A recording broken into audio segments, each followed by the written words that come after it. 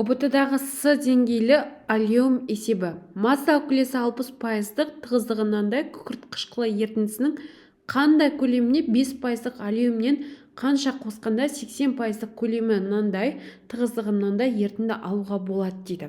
Енді біз схемасын құрайық. Жалпы аллеум есептеріне келген кезде стакан әдісі арқылы сіздер схемасын дұрыстап салсаңыздар есепті шығару жеңілірек болады. Бізде айтады, есептің берілгені бойынша 60% күкірт қышқылы ерітіндісі дейді. Күкірт қышқылы ерітіндісі деген, яғни H2SO4-тен тұр. Ерітінді, яғни құрамында су бар деген сөз. H2O. Осыған апарып бізде аллеумнен қосқан екен. Аллеум деген бізде H2SO4-тен және SO3-тен тұратын зат. Осы кезде бізде көлемі мынандай ерітінді алуға болады дейді. Яғни ерітінді бізде H2SO4-тің ерітіндісі екен. H2SO4 және судан құралған. Все, жазып алдық. Енді бұл жерде бізде айтады 200 мл тығыздығы 1,732 грамм дейді. Значит, ең бірінші біз массасын есептеп аламыз осы арқылы. Масса тең болады, ρ көбейтілген В деген формулаға саламыз. Сонда масса тең болады 200 мл көбейтілген 1,732. Осы жерде бізде шығады екен, так, 200 көбейтілген 346,4 грамм. 346,4 грамм жалпы ерітінді. H2SO4-тің ерітіндісінің массасы жалпылама бізде 346,4 грамм. Осының бізде, қараңыздар, 80% көлемі дейді. Яғни 80% сіздерде H2SO4-тің массасы деген сөз. Сонда сіздер не істейсіздер? 346-да 4-ті 100% деп 80%-ын табасыздар. X грамм деп. X сонда бізде шығады екен 277-те 12 грамм. Мынаның массасы сонда 277-те 12 грамм бізде H2SO4 екен.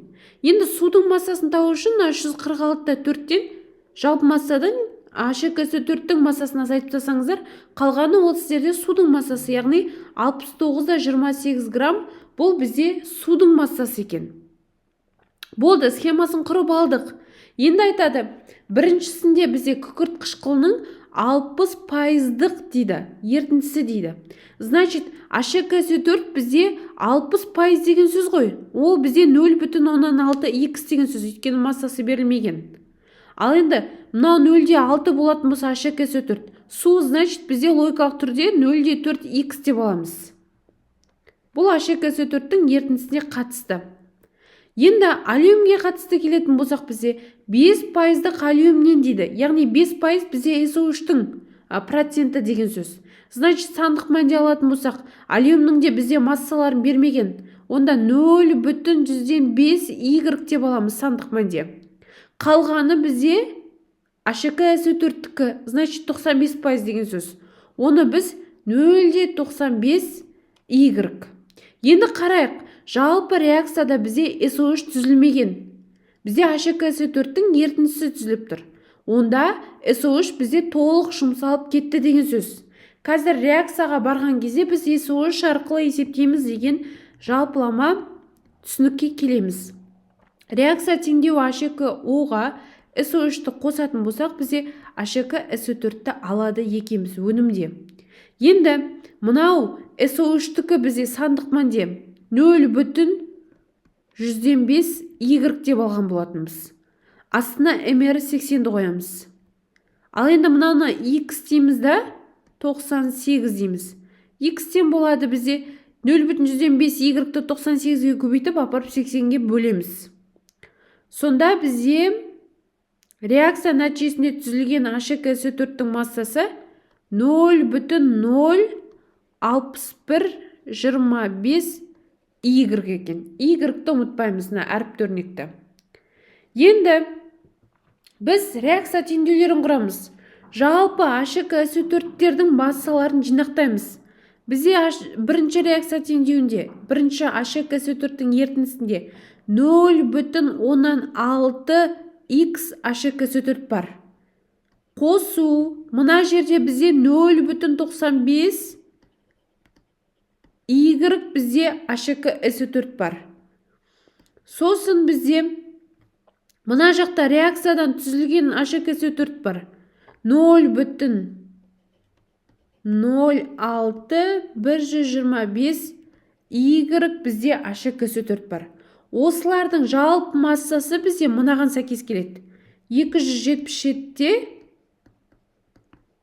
12. Енді математика бойынша біз X, Y-тарды есептеу үшін жалпылама теңдеулер жүйесін құрастыруымыз керек. X пен Y-тің қосындысы, мынаны біз X деп алдық. Мына жақты біз Y деп алдық. Осы екеуінің қосындысы бізде қанша грамм болып тұр? 346-да 4 грамм болып тұр. X қосылған Y-тен болады 346-да 4 грамм. Енді теңдеулер жүйесін құрастыратын болсақ, біз бір санды жойып жіберуіміз керек. Мысалы, мынаны 0,6-ға көбейте салайық. Сонда сіздерде екінші теңдеулеріңіз 0,6 X қосылған 0,6 Y-тен болады. 346-да 4-ті 0,6-ға барып көбейтіп жібереді екенбіз. Так, бізде шығады 207-де 84. Болды. Енді біз не істейміз? Біз мына теңдеуді азайтып тастаймыз. Біріншісінен екіншісін азайтып тастаймыз. Сонда сіздерде 0,6 мен 0,6 жойылып кетеді. И 0,95 Y-ге 0,61-де 25 Y-ті сіздер қосасыздар да, мына 0,6 Y-тан азайтып тастайсыздар. Сонда бізде шығады екен, так, мына жерге жазайын. 0,41